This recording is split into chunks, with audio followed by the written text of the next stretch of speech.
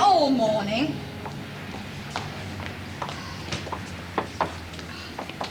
Where's Benny?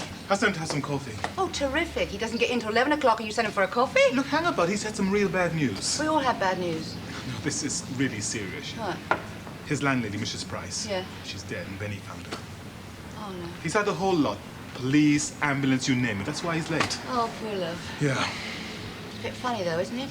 What is? All that talk about him having to leave there. Now this happens. It's a bit odd, isn't it?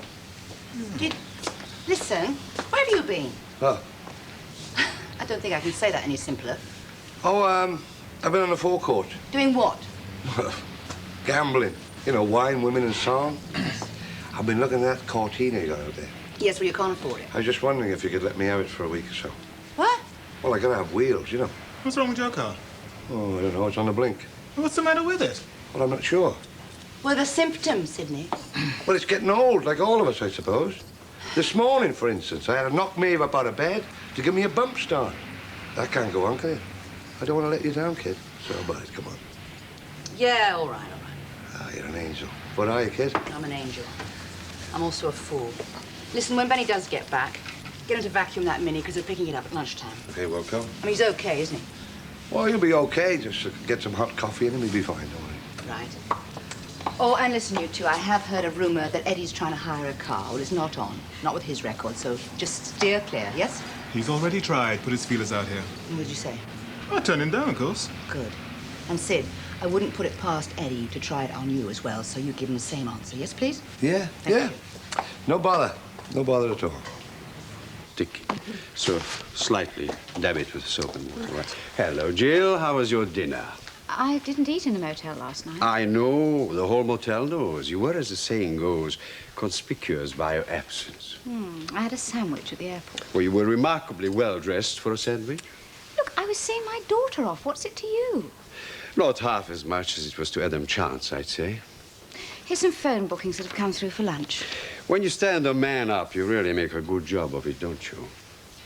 He waited for you until 8:30 and settled for a tete-a-tete with Valerie Pollard. Oh, so Valerie and Adam met together. It's more than I asked her to do. What did you ask her to do? Well, just explain about Sarah Jane. Oh, so they shared a table. Well, well. Oh, hi, Di. Hello, John. Hello.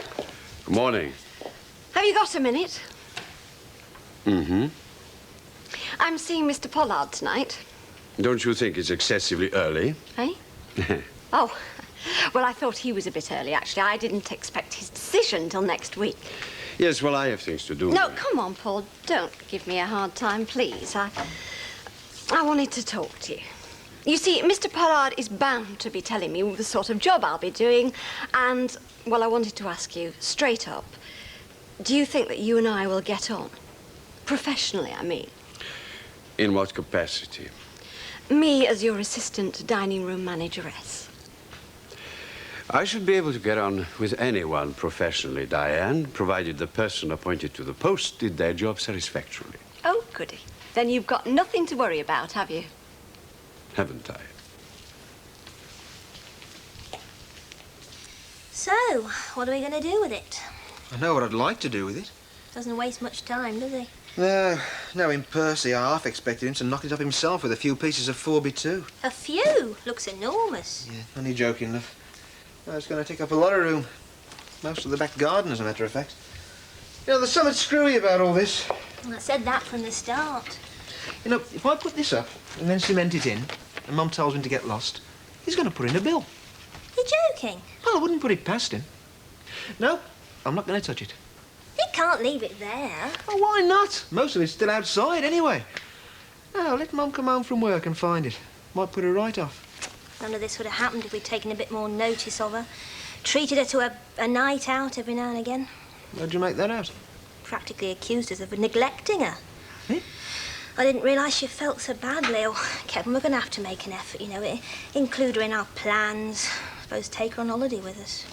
That won't be for 10 years with paying for the house. Yes, that's another thing. You ought to see about that mortgage, you know. Mum's pushing. She wants things settled. Yes? Oh, yeah, all right. Never mind all right. You've got the day off. Go and do it. OK, I'm on my way. Our guard is flaming greenhouse. You never should have opened it in here in the first place, Kevin. Here's the letter back, then. Oh, well, I didn't want it back. No, best hang on to it for a while. Can I have a word with you? What did your solicitor say, then? That's all complete fabrication. Well, I know that, but what are we going to do? Face him with it. Deny it all. I know, Dolly, it'll be court actions, the lot. Not according to my fellow. Look, if he brings us into court, he wouldn't have a leg to stand on. If he bothers you again, tell him you've taken legal advice and you're staying put. That should do the trick. What if it doesn't? It's always your friend, Eddie. I thought you were against that idea. Well, strictly speaking, yes, but if it's a question of little confrontation to keep your landlord away, I'd say Eddie was the right man for the job. Oh, yes, he's that all right. Tell me, when you was round the other night, you were there, weren't you, with Sharon? Yeah? All the time? Well, practically, yeah. How do you mean practically? Well, I was there for about half an hour and then I had to go out to meet a friend. Why? I see. Nothing. Hey, you're not jealous, are you? No, nothing like that. Well, you got no need to be. She's not interested in him, you know. She told you that, did she? No, not in so many words, but, you know, when you share a flat with a girl, you get to know these things.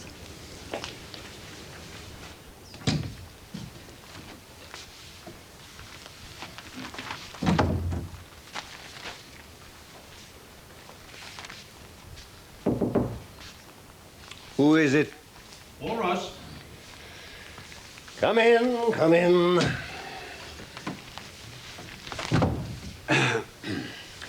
I am having a day off, and this place is supposed to be a place where directors can take days off or hours off without being intruded upon by members of the staff. I do apologize, but I would like to know exactly how much I shall be intruded upon myself. Where? In the restaurant. By whom? Diane Hunter. Do you want to sit down? No, thank you. I am not here to complain about her, really. You mystify me. I am here to complain about the management itself. She at least had the decency to admit that she was to move in on me. That, Paul, would require not only decency, but a considerable imagination. I have made no such decision.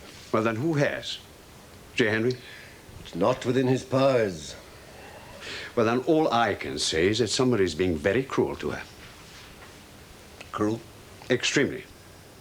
Paul, you know perfectly well if Diane were foisted upon you, you'd make life hell for her. Hound her out. She's very good in many respects, but she's definitely not management material. Making her believe that she was is where the cruelty lies. Good heavens. She's a human being, not a creature for experimentation. It does you credit to say so. Well, it would do you credit to act so. Now, look, understand this. You're not alone in having a personal concern for Diane. Now, tell me, how far has she been led to believe, no matter by whom, that she is to be given a managerial position, presumably under you? For all I know, it is to be all over me. She came into the restaurant to suss me out. She's going to see J. Henry tonight. And I can't be here tonight. Never mind. Somebody else will be. Thank you, Paul.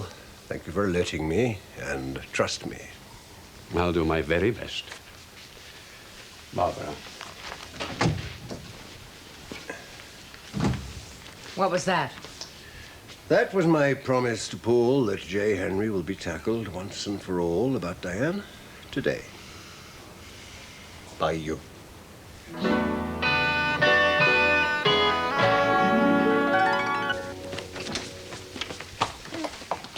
Oh, you look very nice. Like it? Yes, I do. Thanks. I bought it for Mr. Pollard's benefit. I just hope he appreciates me. What time are you seeing him? 7 o'clock. Better get a move on. Oh, Sharon, won't it be wonderful to say goodbye to that stupid little hat and that apron? Aren't you jumping the gun a bit? What? How do you know you're going to get promoted? Well, it's obvious, isn't it? I mean, he didn't send me to Scotland just to twiddle me thumbs, did he? I've been trained. Hey, what about Mrs. Price? Oh, yeah. Wasn't it awful? dreadful, poor thing. Yeah, and Benny finding her. I know, it must have shaken him. I don't think it did, you know. The way he was talking about it was almost as if he expected it. Well, she wasn't ill or anything, was she? Not that I know of, no. I wonder what'll happen to her house. Well, it'll be sold, I expect. So he will have to find somewhere else after all, then, won't he? Yeah? Premonition came true after all. Yeah. Oh, Now, that's what I call a pretty sight. we're out. That's nice, isn't it, eh? What do you want? Come to take you out for a meal. I'm on a diet. Don't have to, darling. You look beautiful just the way you are. Look at old Blue Eyes there, eh? All dressed up and nowhere to go. I've got somewhere very important to go, thank you, and I'm going. Oh, thank you. Oh, don't mention it. That's better, isn't it? Could get nice and cosy in here. With a little effort. Oh, hello, Barbara. Hello. Where's David? Out. Tell me, J. Henry, I understand that you're meeting up with Diane tonight. Yes, 7 o'clock. What are you going to promise her? Well, she's only halfway through her week off. It's too early to talk business. Then what do you propose to talk to her about, then? Listen, J. Henry, you sent her to Scotland, you made her resign from the motel, you made her your responsibility, nobody else's. Well, as a matter of fact, she ceased to... Ceased to what? Nothing. I think my generous humanitarian husband was going to say that Diane's contract with him ended 3 months ago, and she, not having read the small print, was unaware of that fact. Even so, he doesn't propose to take advantage of it, do you, dear? Of course not. Never occurred to me. Then what has occurred to you? Well, that if I can overlook a voided contract, you can overlook a hasty resignation and give her back her old job here. What, go back to the coal trolley? Why not? She was good at that, wasn't she? Yes, and very happy with it. But have you no conception how she's going to feel going back to that after you've promised her the earth? Well, you speak to her at 7 o'clock, then. Oh, no, J. Henry. It's just possible that however much you hurt her tonight, you'll hurt yourself far more. And it's also possible that you might develop just 1 drop of human blood in your commercialized veins and become some sort of a man.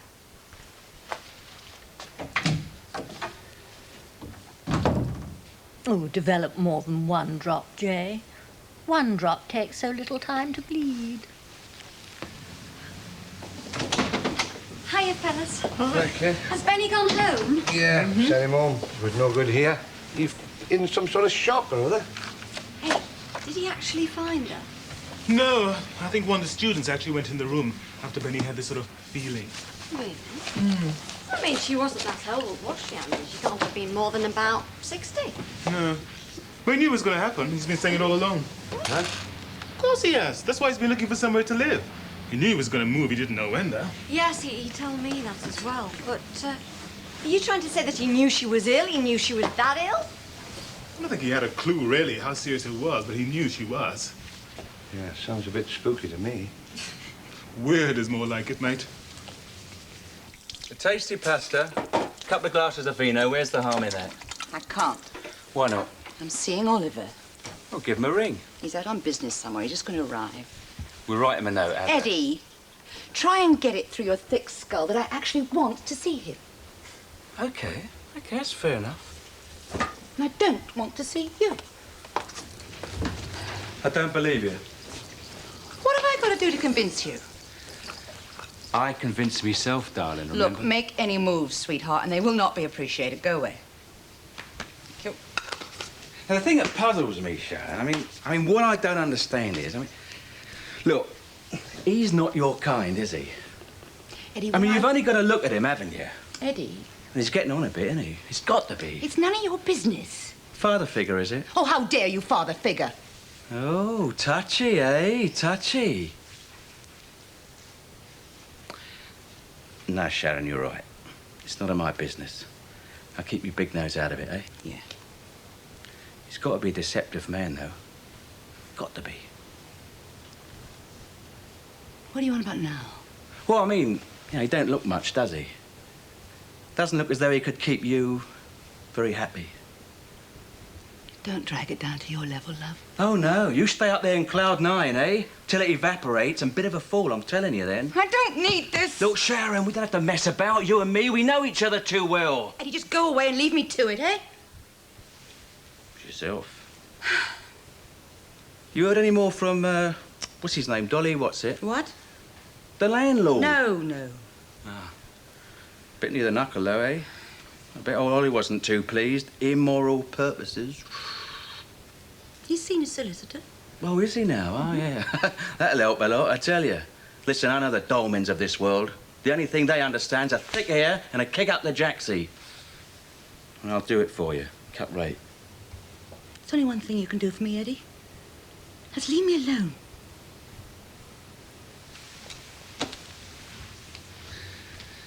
Okay. That's asking one hell of a lot, you know that. If I thought for one moment that was the truth, I'll be out of that door like a dose of salt, so would I tell you? Because we'd a lot going, you and I. And that meant something. But something in here tells me it's not. And something up here tells me to hang about just for old time's sake. And if there's two things I'm guided by in life, one is me head and the other's me heart. So why don't you just relax and take it easy, eh, girl? You're in good hands. Oh, yes, sir? Mandy, the bar stock order for Oh, thank you, Mrs. Hunter. Yes, I think he's planning to meet her in here. I know. He's scared stiff. He's afraid she might speak her mind too loudly if he tackles her in the office. Good evening, Mrs. Hunter. Hello. I'm supposed to be seeing Mr. Pollard. Yes, I know. He's over there. Good evening, Mr. Pollard. Oh, hello, Diane. What'll you have? Oh, I thought we were going through to the office. No, this is more a social thing than anything. Thank you very much. I'll have a small gin and tonic, please. A large gin and tonic. Oh. Diane. Yes. I'm afraid I have bad news for you. The report from the marina on your 6 months there, your personality was deeply appreciated. Your willingness, your cheerfulness. My charm. Pardon? My discretion. Diane. My efficiency. Well, those were your words. The 3 qualities necessary for expert management, that's what you said. And now you're telling me you don't mean any of them. I'll always mean them, Diane, but the management of the the management marina... just say what you tell them to say. Mr. Pollard, if you are getting rid of me, you don't need to blame anybody else. Nobody's You sent me getting up to rid of you. Scotland to do all that training, and now you brought me back here just to stick me on the end of a dole pew. No. No, Diane, I'm sure I can get the management here to give you back your old job. Do you think they'll give me back my self-respect, Mr. Pollard? I don't want your help.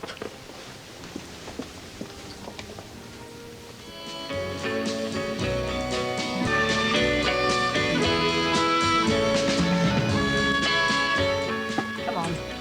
Let's give him hell. Actually, he's probably given himself enough.